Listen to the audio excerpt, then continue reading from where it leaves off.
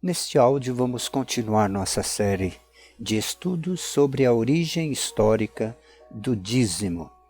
Agora, a quarta parte.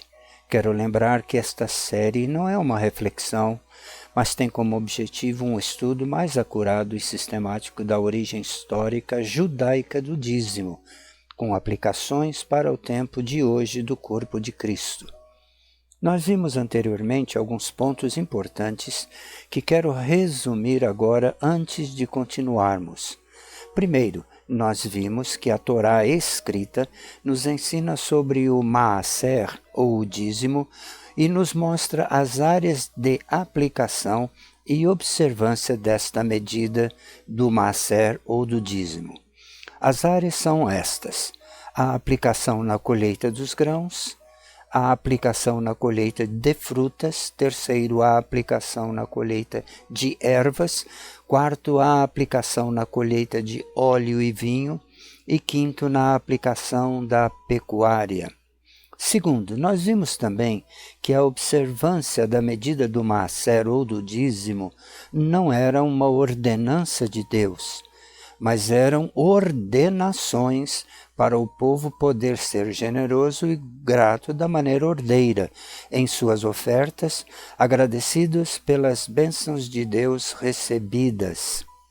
Terceiro, vimos também, quando você abençoa alguém com a medida do maaser ou do dízimo, uma bênção que você recebeu de Deus, você se sente feliz em participar de um princípio que começou em Abrão. Há uma mentira vergonhosa religiosa evangélica que diz que se você for fiel no dízimo, Deus vai abençoar ainda mais os teus ganhos, te dar um carro novo, quem sabe uma casa própria, e os gafanhotos não vão te roubar financeiramente. Este ensino é conveniente à estrutura do sistema de igreja, que precisa do seu dinheiro para se manter como estrutura e manter o salário da liderança que governa o sistema. O líder, então, recebe um salário estipulado de dízimos dos membros, e o restante é para o funcionamento do sistema. Nada disso estaria errado se o povo não fosse enganado que esta medida do maaser ou dízimo é uma ordem de Deus e precisa ser cumprida a todo custo, se o povo quiser ser abençoado por Deus. Agora nós vamos entrar no quarto estudo com mais informações e lições sobre o maaser, 1 de 10, ou o dízimo. É importante saber que o maaser é um princípio e um padrão de medida de oferta de gratidão a Deus, conforme ele abençoou em Abraão, que se estende a quem observar com um verdadeiro amor. O propósito principal, segundo as orientações de Deus, era que o maaser, ou o dízimo, tivesse uma conotação de cuidado com o próximo, de suprir necessidades de cada um deles, assim como Deus tinha suprido e tem suprido Israel. Agora atenção, o maaser não tinha essa ideia religiosa de que o dízimo é para o Senhor. Vou repetir, porque foi exatamente isso que você ouviu. Segundo as orientações de Deus, o maaser, ou o dízimo, deveria ter uma conotação de cuidado com o próximo, solidariedade, para suprir suas necessidades.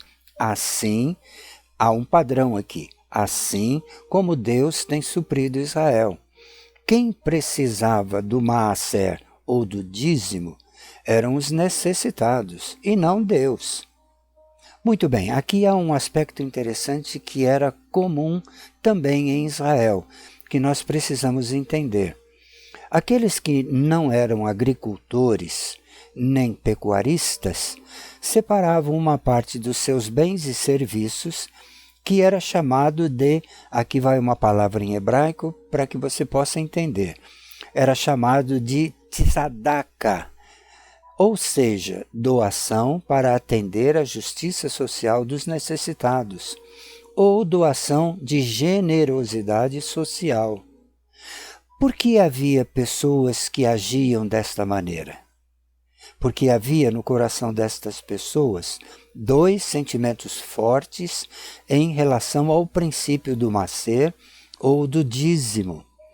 O primeiro sentimento era que eles também reconheciam a generosidade de Deus para com suas vidas e queriam ser gratos de forma prática com os seus bens e ganhos. Por isso, separavam parte de seus ganhos para doarem. Segundo sentimento era que eles tinham compaixão dos necessitados, que vieram os pobres, viúvas, os órfãos e estrangeiros, e estes necessitados eram supridos por suas doações. Veja, por causa disso, ao longo do tempo, o dever quanto à entrega do maaser ou do dízimo a Israel se ampliou da parte agrícola e pecuária para a parte monetária, ou seja, para que o salário de uma pessoa generosa pudesse também fazer parte do cumprimento da generosidade daqueles que não trabalhavam no campo ou eram pecuaristas, com a orientação de Deus que, em outras palavras, era para aplicar às causas sociais. Apenas para lembrar você que tem acompanhado esses estudos, a medida do maaser ou do dízimo só era observado como medida de oferta de gratidão a Deus por aqueles que eram agricultores e pecuaristas. Quem não fazia parte desses dois grupos não precisavam aplicar a medida do maaser, mas apenas o tzedakah, ou seja, oferta de cunho social. Hoje em dia, este preceito é usado para aqueles que têm um comprometimento com Deus e seguem suas orientações, mesmo não sendo a grande maioria agricultores ou pecuaristas. Fazem deste uso em obediência através de seus salários ou resultados de investimentos na medida do maaser, às vezes menos que o maaser, às vezes mais do que o maaser. Sempre existiam aqueles que tiravam mais de 1 de 10. Eram chamados de generosos e havia aqueles que não podiam dar a parte da medida. Essa questão da generosidade humana era chamada de justiça social, o nome em hebraico que é tzedakah, porque visava o atendimento aos necessitados. Agora veja, quando uma pessoa retira mais que a 10ª parte, ou 1 de 10, ele entra numa categoria chamada na sinagoga de justiça social, onde primeiro o indivíduo retira uma 10ª parte e o restante é entregue numa urna chamada tzedakah. Se essa pessoa não retira uma parte do todo, que é a categoria do dízimo, mas retira uma parte inferior, entra também na categoria da justiça social. Eu não quero aqui, nesses estudos, estabelecer uma regra para você aplicar na sua vida como dizimista, nem te aconselhar coisa alguma, apenas te mostrar os ensinos históricos sobre esse tema dízimo, que é ensinado na Bíblia, nas Escrituras, e é pouco ou nada conhecido do povo de Deus. Nós só conhecemos o que o sistema evangélico prega, fazendo com que o povo seja amordaçado, catequizado e ameaçado se não cumprir com estas regras. Este ensino é coerente hoje, e desde há muito tempo. O que é incrível é que o povo de Deus nem se preocupa em conhecer de fato o que as Escrituras ensinam sobre o dízimo. A orientação de Deus como ordenamento para que tudo corresse de forma ordenada era que o maaser, ou o dízimo, era entregue pelo povo de Israel no templo. Hoje é entregue na sinagoga porque Israel não tem o templo mais. E é entregue aos sacerdotes levitas, que não tinham herança na terra. E estes dízimos eram também parte de seu sustento. Agora, o único maaser, o único dízimo que a Torá autoriza ser dado fora do templo ou fora da sinagoga era a cada 3 anos, cujo objetivo era o sustento de pessoas necessitadas. Muito bem. Vamos encerrar aqui então esta 4ª parte do estudo sobre a origem histórica do Maaser ou dízimo, relembrando alguns pontos importantes. Como disse anteriormente, tenho feito esses áudios de uma maneira bem simples e não tão demorada, porque o assunto é profundo, o assunto é bíblico. Poucas pessoas têm interesse em conhecer de fato o que a Bíblia diz, e não é meu interesse colocar muitas questões, muitas coisas profundas, mas gastar um tempo necessário para que, quem sabe, depois de você ouvir cada áudio, você possa voltar e ouvir de novo para poder entender melhor. Vamos então relembrar rapidamente alguns pontos importantes que nós vimos neste áudio. A Torá, primeiro, a Torá escrita nos mostra as áreas de aplicação e observância da medida do Maaser ou dízimo.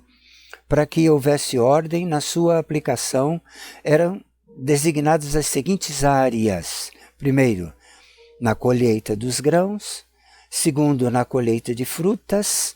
Na colheita de ervas. Terceiro, a 4ª na colheita de óleo e vinho, e 5º e último na pecuária. Segundo conceito que nós vimos, segundo ponto que nós vimos nesse áudio. Vimos que o propósito principal, segundo as orientações de Deus, era que o Maaser tivesse uma conotação de cuidado com o próximo, para suprir as suas necessidades, assim como Deus tem suprido Israel. E eu preciso muito da sua atenção para dizer o seguinte: o Maaser ou o dízimo não tinha essa ideia religiosa de que o dízimo é para a obra do Senhor.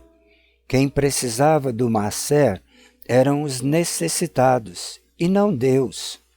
Deus não precisa do nosso dinheiro para fazer a sua obra. Sabe por quê? A obra de Deus já foi feita, e não foi feita com dinheiro, foi feita com sangue, foi feita na pessoa de seu Filho Jesus, na cruz do Calvário. Terceiro e último ponto que estudamos é o seguinte: disse nesta parte de nosso estudo que não quero aqui estabelecer uma regra para você aplicar na sua vida como dizimista, nem te aconselhar coisa alguma. Apenas te mostrar os ensinos históricos sobre esse tema dízimo, que é ensinado nas Escrituras e é pouco ou nada conhecido pelo povo de Deus. Ele só conhece o que o sistema evangélico prega, fazendo com que o povo seja amordaçado, catequizado e ameaçado se não cumprir com estas regras. Este ensino é corrente ainda hoje, com mais intensidade, porque, afinal de contas, veio a pandemia nesses 2 anos, não é verdade? Faltou dinheiro na casa do Senhor. Mas graças ao Pix, que agora os irmãos não têm como escapar, sua doação, entre aspas, por amor, fecha aspas. O que é incrível é que o povo de Deus nem se preocupa em conhecer de fato o que as Escrituras ensinam sobre o dízimo. Muito bem, quero ver você no nosso próximo encontro, se Deus quiser. Deus te abençoe ricamente.